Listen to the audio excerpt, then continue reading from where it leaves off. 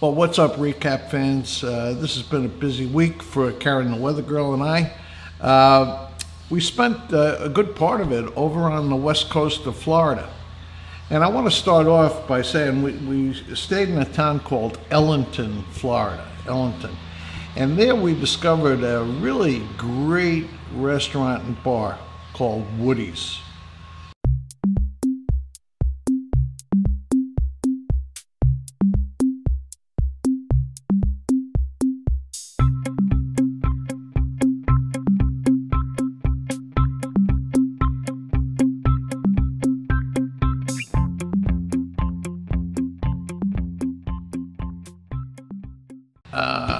It was exactly our kind of place.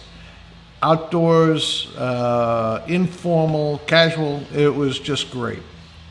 Now the highlight of the week was going on a pontoon boat ride with Steve and Yvonne Wallace and Steve's brother Neil and his wife Joanne. Here's a little bit of it.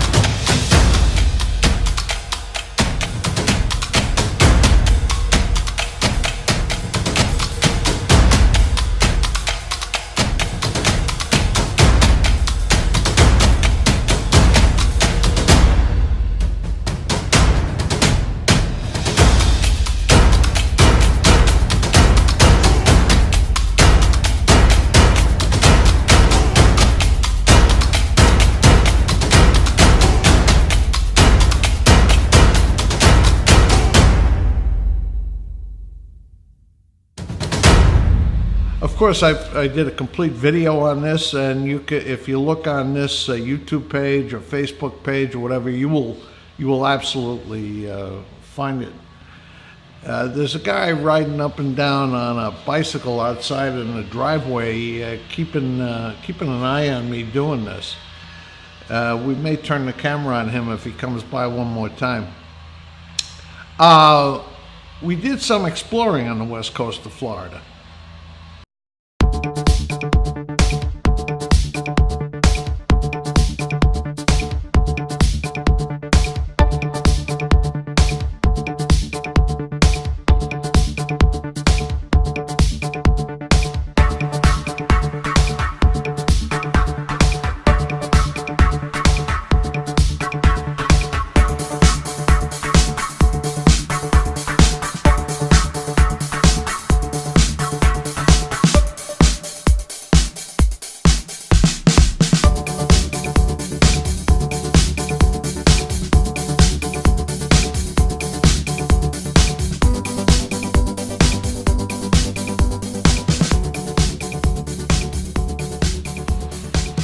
Those places were Casey Key, Longboat Key, all pretty places.